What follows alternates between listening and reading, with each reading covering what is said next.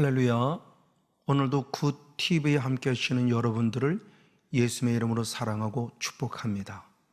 하나님께서는 우리들에게 예수님을 입으로 주로 시인하고 마음으로 하나님께서 죽은 자 가운데 살리신 것을 믿으면 구원을 얻는다고 로마서 10장 9절에 말씀하고 있습니다.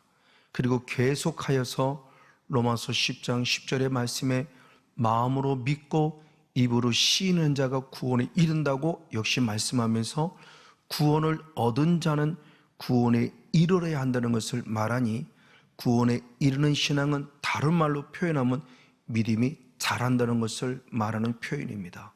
대표적으로 데살로니가후서 1장 3절의 말씀에 우리의 믿음이 더욱 자랐다고 축복하는 내용이 기록되어져 있어서 믿음이 믿음으로 끝남이 아니라 믿음이 자라는 것을 얘기하니, 바로 아이의 신앙에서 청년의 신앙으로, 청년의 신앙에서 아비의 신앙까지 자라야만 한다는 것을 말씀을 통해서 가르쳐주고 있습니다. 자, 그런데 믿음이 자란다고는 이것은 내가 무엇인가 열심히 했기 때문에 자라는 것이 아니라 결정적으로 고린도전서 3장 17절 말씀을 보면은 심는 자나 물 주는 이는 아무것도 아니로되 하나님께서 자라게 하신다라고 말하며, 자라나게 하시는 하나님이라고 말씀하며, 내 어떤 의의를 갖고 자라는 것이 아니라 하나님의 절대적 은혜 안에서 우리가 자란다는 사실을 성경은 가르쳐주고 있습니다.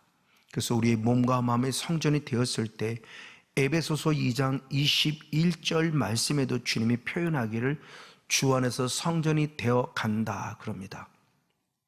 그때 되어 간다는 원어가 아우사노예요. 아우사노는 자란다는 뜻이에요. 그래서 킹 제임스 흠정역 번역본에서는 주 안에서 성전으로 자라간다라고 성경은 해석하고 있기도 합니다. 맞습니다. 이렇게 주 안에서 자라간다고 하는 것은 나 혼자가 아닙니다. 서로 연합되어진다는 걸 말해요. 그래서 대표적으로 골로새서 2장 19절 말씀에서는 온몸, 우리 교회들이 머리 예수 그리스도로 말미암아 힘줄로 공급함을 얻고 연합하여 하나님이 자라게 하심으로 자란다라고 표현하면서 우리 혈육은 오직 예수인데, 그 예수 가운데 혼자 독불 장군이 아니라 아내와 남편과 부모님과 자녀와 목회자는 성도와 성도는 목회자와, 그리고 성도가 성도 서로 연합할 때 하나님이 자라게 하심으로 자란다고 중요한 말씀을 말해요. 자, 이렇게 자란다는 말을 또 다른 말로 표현하면 그게 바로 열매를 맺는 것이라고 표현하고 있죠. 그래서 골로새서 1장 6절의 말씀에 보면은 하나님 말씀을 들었고 은혜를 통하여 깨달은 날부터 열매를 맺는 것에 자란다라는 표현하면서, 우리가 자란다는 말을 다른 말로 열매를 맺는 거구나 라는 말씀으로 우리가 해석해 볼 수 있습니다. 근데 이 열매 역시 내가 맺는 것이 아니라는 걸 또 성경은 말하고 있다는 거예요. 그래서 요한복음 15장 16절 말씀에 네가 나를 택한 것이 아니라 예수님을 택하였나니, 왜? 열매를 맺되 더 풍성하게 항상 열매를 맺게 하신 하나님의 뜻이 있음을 말해요. 주님께서 열매를 맺게 하신데 항상 맺게 하신다고 표현합니다. 자, 그런데 이 말을 또 우리가 생각해 볼게. 열매를 주시는 하나님, 우리를 자라게 하신 하나님, 열매를 맺게 하신 하나님을 또 다른 각도로 보면 결국 언젠가 주님의 열매를 다시 찾는다는 것을 말하고 있다는 것을 우리는 빨리 상기시켜야만 합니다. 그래서 대표적으로 하나님께서는 예수님에게 누가복음 22장 29절에 하나님이 예수님에게 하나님의 나라를 맡기셨다. 그러나 반면에 예수님도 하나님의 보좌 우편에 올라가시니 제자들에게 하나님의 나라를 맡긴다라고 표현해요. 하나님은 예수님에게 하나님의 나라를 맡겼고 예수님은 우리들에게 하나님의 나라를 맡겼어요.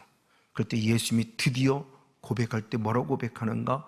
고린도전서 15장 24절의 말씀에 마지막 때입니다. 통치와 모든 권세와 능력을 멸하시는 영적 싸움을 싸우고 하나님의 나라를 아버지 하나님께 바쳤다라고 표현해요.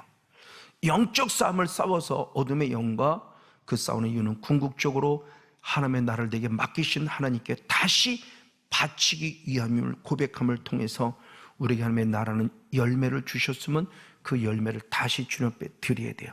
마지막 우리가 천국 가는 그날에. 그래서 하나님은 말씀하기를 마태복음 21장 43절의 말씀에 하나님의 나라 열매를 내가 너에게 주오는데 만약 그 열매를 하나님께 드리지 아니하면 하나님의 나라를 너는 빼앗길 것이고 누가 갖느냐? 열매 맺는 하나님의 백성이 받는다고 표현해요. 그래서 우리가 잘 아는 대로 마태복음 25장 26절의 말씀에 한 달란트 받은 자는 있는 것마저 빼앗겨버리고 누구가? 가진 자가 2달란트 5달란트 가진 자가 더 열매를 얻어서 2달란트는 5달란트가 됐고 5달란트는 10달란트가 되면서 있는 자에게 주신다는 뜻을 이제는 어떤 뜻인지 알 수 있을 것 같습니다. 자, 그러면 누가 과연 열매를 맺지 못할까요? 하나님은 누가복음 8장을 통해서 하나님의 나라 비유를 설명해서 중요한 말씀이 첫 번째 길가밭이 열매를 맺지 못한다고 그래요. 누가복음 8장 12절의 말씀에 말씀을 들었으나 마귀가 와서 들은 말씀을 빼앗습니다. 왜? 구원 얻지 못하게 하려고. 말씀을 빼앗아요. 열매를 맺지 못했어요. 빼앗겼어요. 왜? 구원받지 못하게 하려고. 이건 대단히 중요한 영적 원리를 우리에게 알려주고 있습니다. 이렇게 분명히 예수를 믿는다고 하면서 주님 안에 있지만 이런 길가밭을 사도 바울은 누구라고 했는가? 고린도전서 2장 14절 말씀, 이 사람을 육에 속한 자다. 육에 속한 자는 결국 뭐냐? 성령을 받지 아니한 자다. 그래서 원어가 푸시키코스라는 원어인데 이걸 세번역 성경은 자연에 속한 사람, 쉬운 성경은 성령에 속하지 않은 사람, 현대어 성경은 그리스도인이 아닌 사람이라고 말해요. 자, 이 말을 잘 우리 이해를 해야 됩니다. 교회라는 공동체 안에 있는데 전혀 예수를 믿지 않는 사람이에요. 근데 교회라는 공동체는 가까이 있어요. 이 사람이 길가밭이요. 대표적으로 아브라함입니다. 창세기 12장부터 창세기 14장까지의 아브라함은 가나안 땅에서 예배도 드렸고 11조까지 드렸지만 전혀 구원받지 못한 자라고 성경은 말해요. 그럼 언제 구원받냐? 창세기 15장 6절에 가서야 여호와를 믿으니 구원을 받았다고 그래요. 15장에서 구원받지 12장에서 예배를 드리고 14장에 11조를 드리지만 아직 구원받지 못한 자를 우리는 분명히 알 수 있어요. 자, 그러면서 두 번째로 또 누가 열매를 맺지 못할 때 돌짝밭이 열매를 맺지 못한다고 합니다.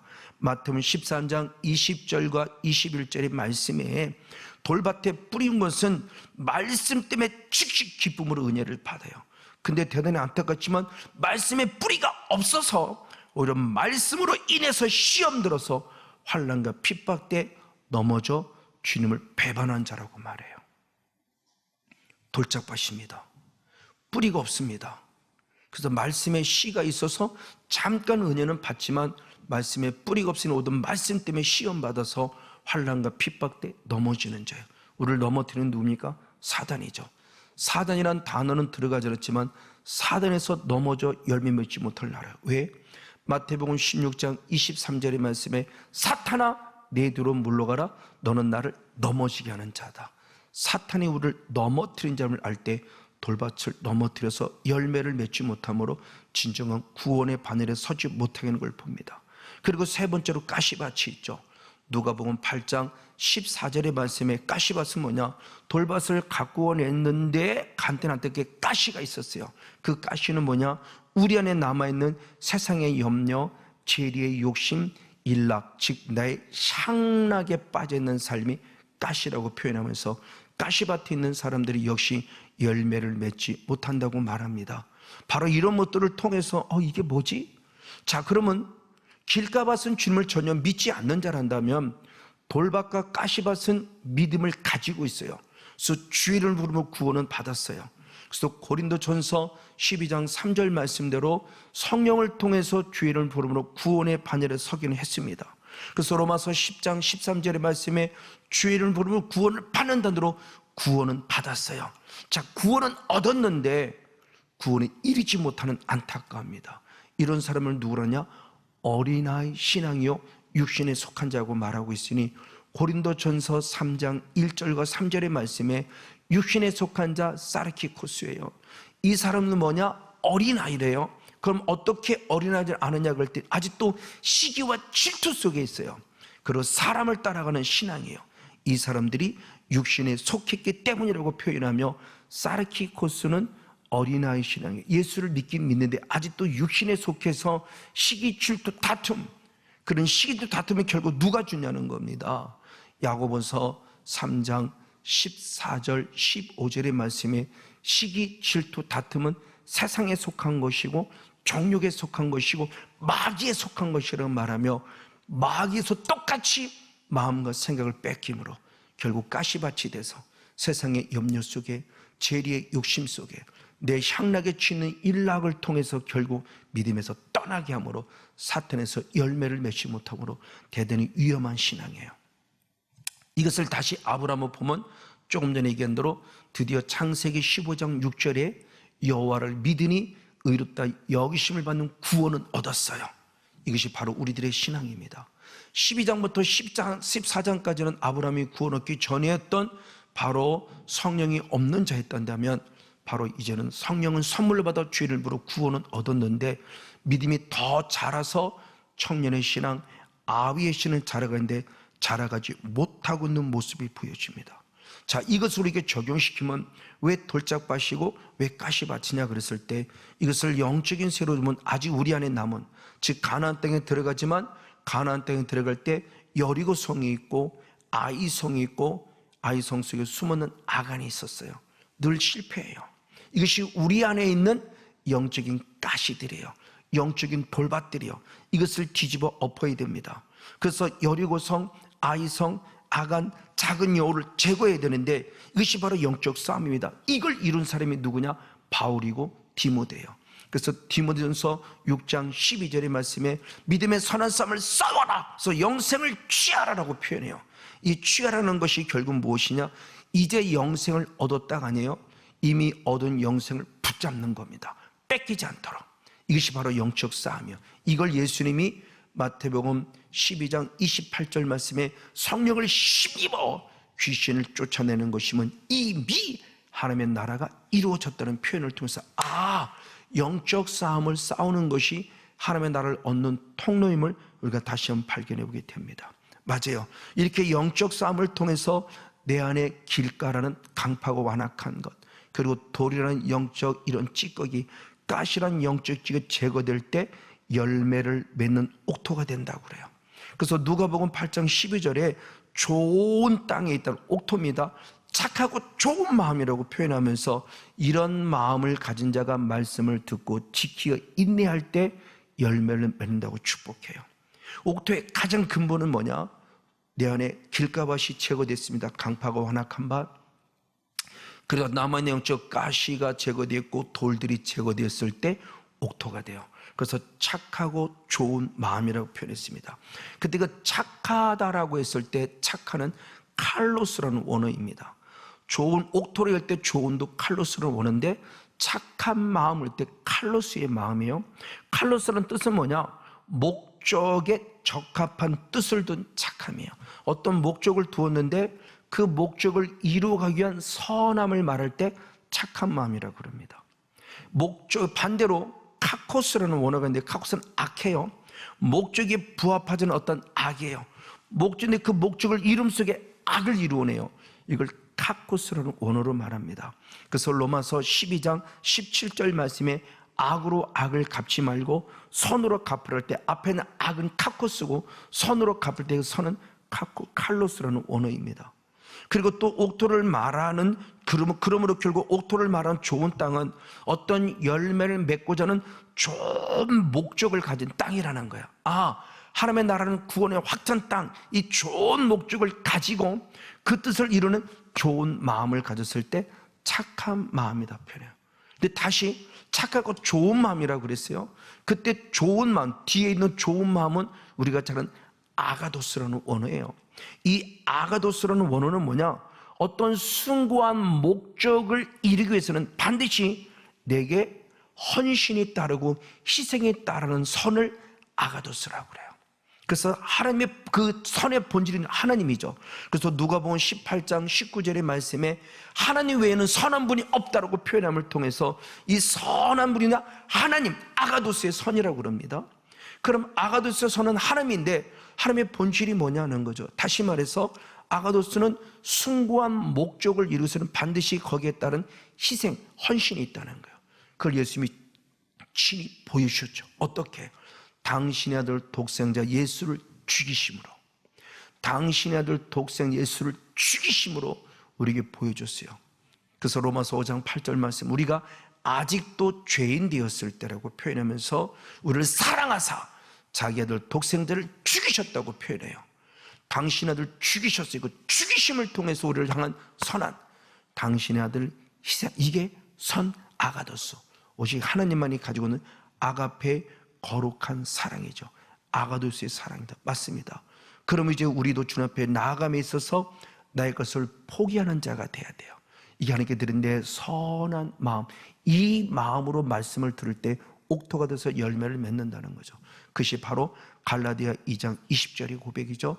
내가 그리스도와 함께 십자가에 못 박혀 죽었나니 아멘. 이것이 내가 그리스도와 함께 나아가는, 나도 날마다 죽어야 돼요.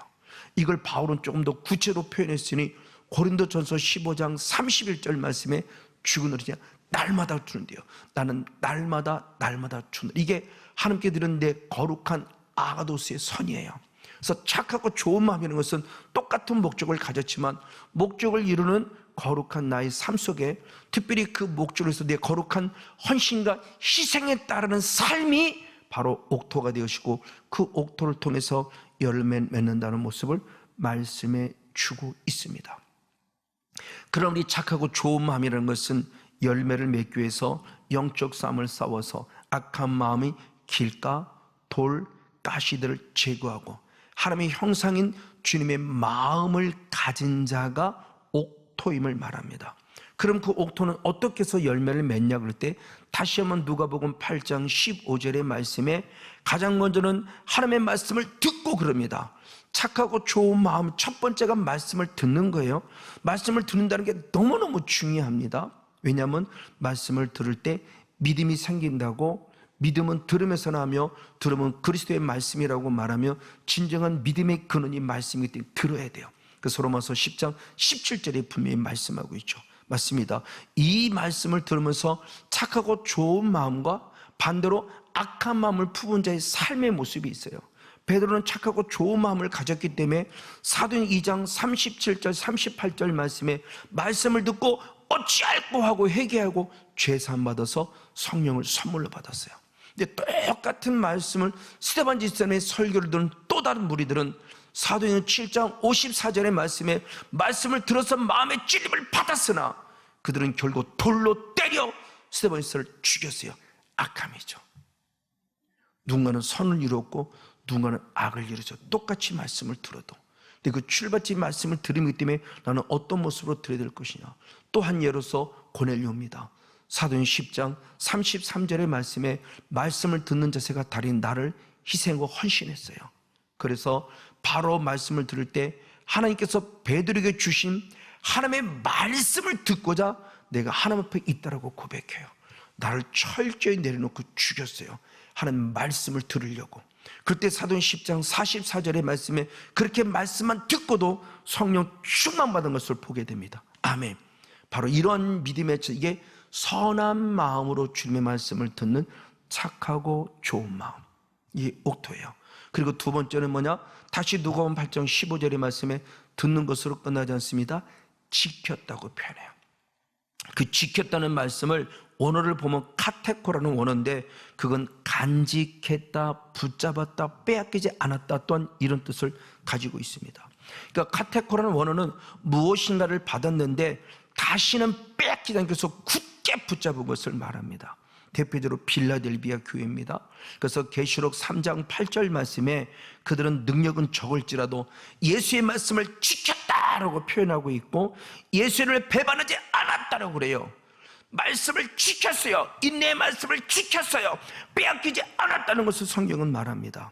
그래서 바울 역시도 이 지키는 영성의 핵심적인 요소가 뭐냐? 영적 싸움을 말합니다. 그래서 디모데후서 바로 4장 7절 말씀에 뭐라고 표현했는가? 내가 선한 싸움을 싸우고 나의 달려길 마침으로 믿음을 지켰다고 표현해요. 이걸 또 다른 각도로 바울이 디모데에게 부탁할 때 디모데전서 6장 12절의 말씀에 선한 싸움을 싸워서 영생을 취하라고 합니다. 이 취하라는 뜻이 영생을 붙잡으라요. 다시는 뺏기지 말고 붙잡으라는 말씀입니다. 그래서 요한계시록 3장 11절 말씀에 너무너무 중요한 말씀을 주셨으니 너는 하나님이 내게 주신 것을 굳게 잡아 아무나 네 멸류관을 빼앗지 못하게 하라 말하며 영적 싸움을 통해서 단단히 붙잡아 빼앗기지 말을 것을 주님 우리에게 부탁하고 있어요. 말씀을 빼앗기지 말고 믿음을 빼앗기지 말라고 신신당부하는 겁니다. 그리고 세 번째 열매 맺는 옥토는 결국 뭐냐? 다시 누가복음 8장 15절의 마지막 말씀, 인내하는 자라고 그래요. 말씀을 들었으면 지켜야 되고요, 지켰으면 이제는 인내해야 돼요. 끝까지 참고 견디는 것입니다. 인내가 우리 신앙의 마지막의 보루입니다. 그래서 대표적으로 마태복음 24장 13절의 말씀에 끝까지 견디는 자가 구원을 얻으리라. 이게 계시록의 신앙이에요. 끝까지 견디는 자요. 끝까지 견디는 자가 결국 구원을 얻는다고 성경은 말하고 있으니, 대표적으로 계시록 14장 12절의 말씀에 성도들의 인내가 여기 있으니 하나님의 계명과 아멘 믿음을 지키는 자니라. 할렐루야. 조금 전에 말씀했던 빌라델비아 교회의 대표적인 모습을 보여주고 있죠. 맞습니다. 그래서 다시 한번 계시록 3장 10절의 말씀을 보면 내가 인내의 말씀을 지켰은 즉 너를 지키어 시험의 때를 면하게 하리라. 할렐루야. 인내의 말씀을 지켰은 즉 아멘, 지켰어요. 하나님도 우리에게 시험의 때를 면하게 주신다고 약속해요. 이렇게 믿음을 지키는 옥토가 될 때 시험의 때를 면함받고 우리가 구원의 바늘에 서는 자가 될 수 있음을 성경은 말씀하고 있는 거죠. 그럼 이렇게 인내하는 데 대표적인 존재가 누굽니까? 욥이죠.